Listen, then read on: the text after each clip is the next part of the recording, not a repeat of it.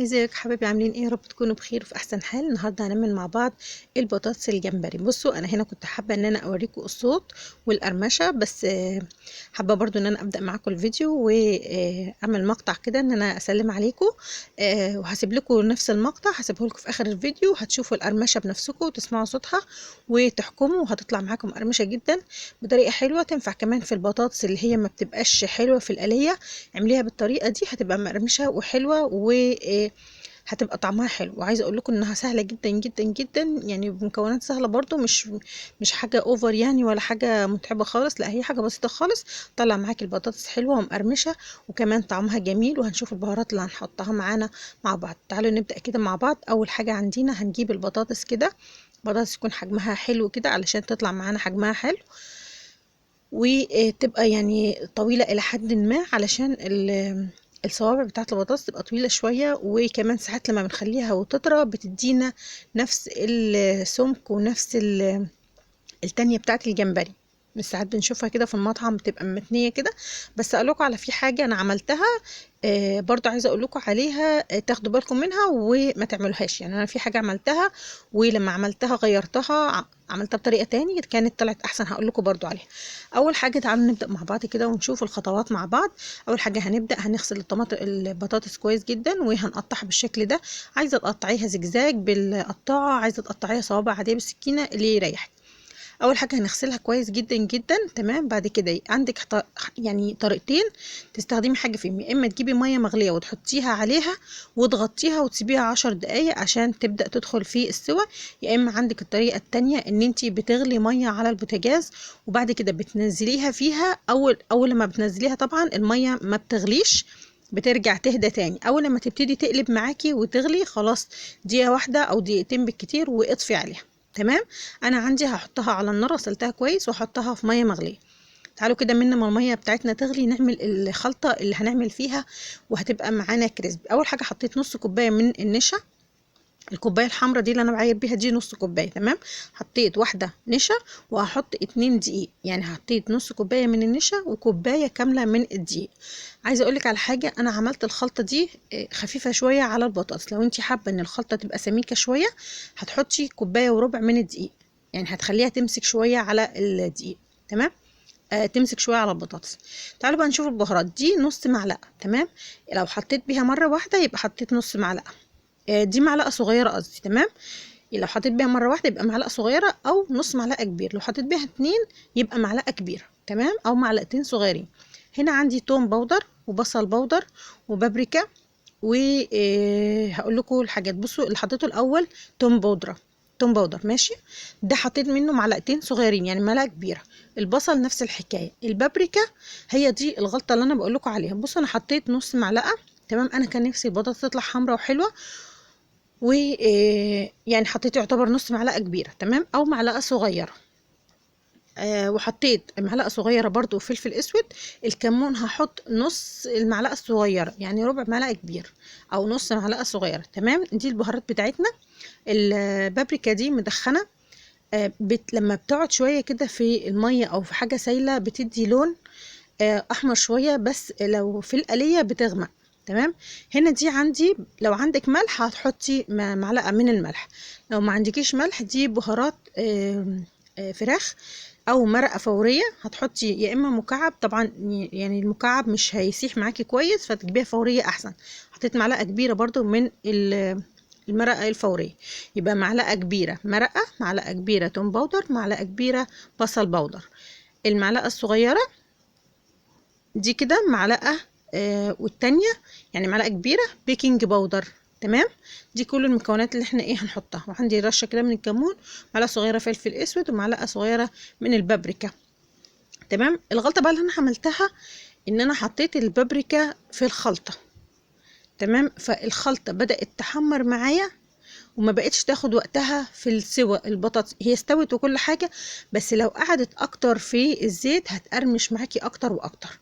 يعني انا طلعت معايا كويسة ومقرمشة، لكن لو كترت البابريكا، انا كنت عايزاها لونها يبقى احمر كده زي اللي مشتريها من بره، بس ما ادتنيش.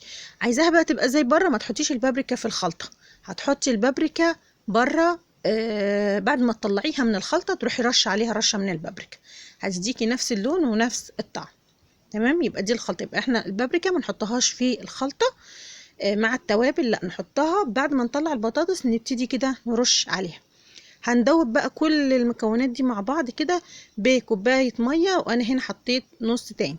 لو انت عايزه الخلطه سميكه، يا اما تقللي الميه يا اما تزودي شويه من الدقيق، وانا افضل ان انت تزودي شويه من الدقيق عشان الخلطه تبقى معاكي حلوه وسميكه وتكفي معاكي كل كميه البطاطس.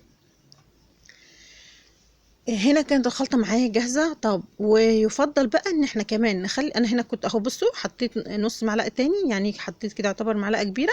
كنت عايزة لونها يبقى احمر، بس عايزة اقول لكم مش هي دي اللي بتخلي البطاطس لونها احمر.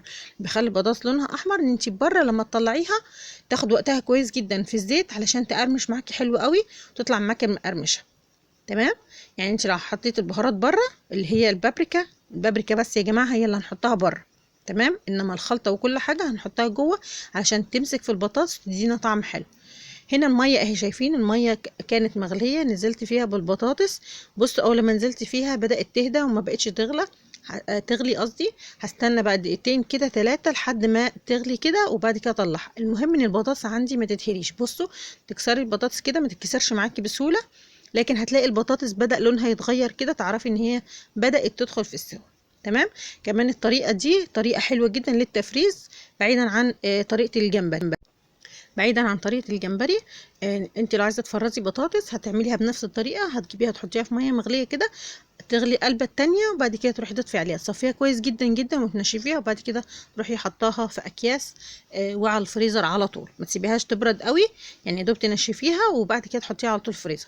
هنا انا عايزه استخدمها على طول، جبتها بقى من الميه المغليه، لازم على ما تسيبيهاش تبرد براحتها لانها هتدخل في السوا اكتر وممكن تتهري معاكي، فعلى طول تحطيها في ميه بارده.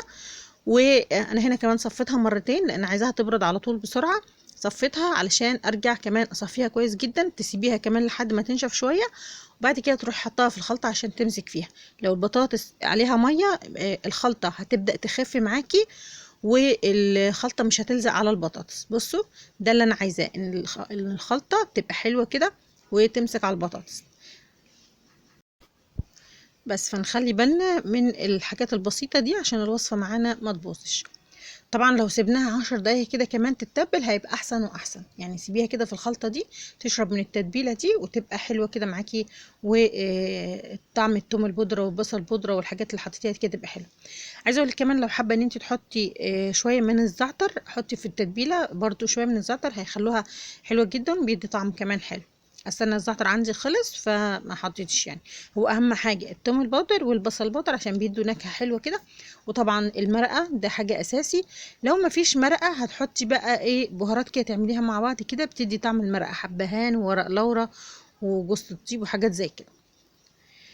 تمام. ده كده الشكل النهائي بتاع الخلطة. هتسيبيها ويعني لو هتسيبيها شوية يبقى كل دقيقتين تخليها جنبك في المطبخ، كل دقيقتين تروحي تقلبيها علشان اللي فوق يبقى تحت واللي تحت يبقى فوق، وتشرب كلها من الخلطة، مش الخلطة تتصفى من عليها وتنزل.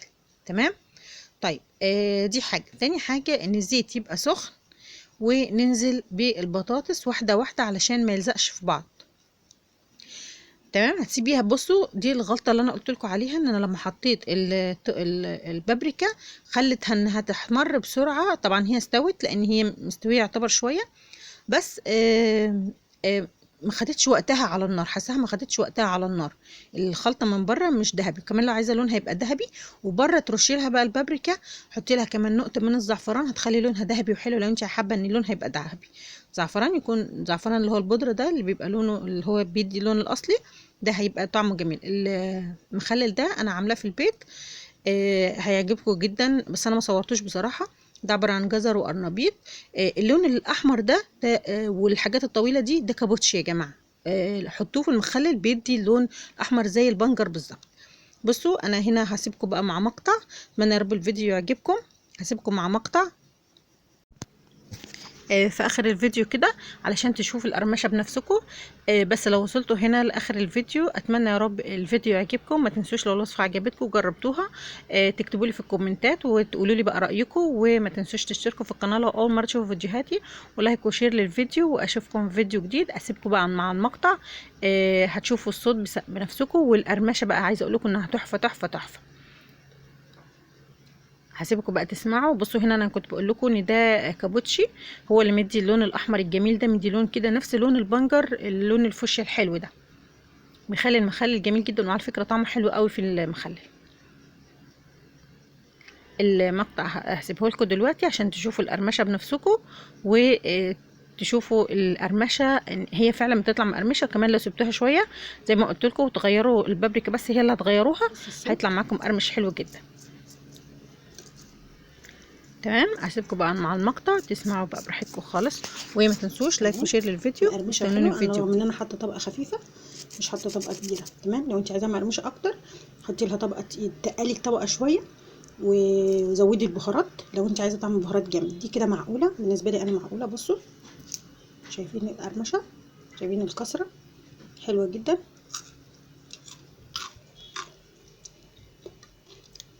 طعمها مقرمش حلو، بس لو عايزه حاجه مقرمشه زياده زودي الدقيق شويه، تقلي الخلطه شويه، يعني قد مثلا ربع كوبايه، نحطي مثلا كوبايه الا ربع، كوبايه وربع من الدقيق ونص كوبايه من النشا، تطلع معاكي حلوه جميل جدا. وزودي البهارات، ما تقلليش البهارات عن كده، دي بهارات يا دوب مطعمه الحاجه اللي هو التطعيمه الحلوه يعني. تمام، لو انت بتحبي طعم البهارات باين اكتر والتتبيله باينه اكتر هتزودي، يعني بدل معلقه توم باودر هتحطي معلقه ونص. دي بهارات اللي هي الجاهزه، فبيبقى مزودينها نشا وكده، فبتبقى خفيفه شويه. طعمها حلو جدا جدا. اتمنى يا رب الفيديو يعجبكم، واشوفكم في فيديو جديد.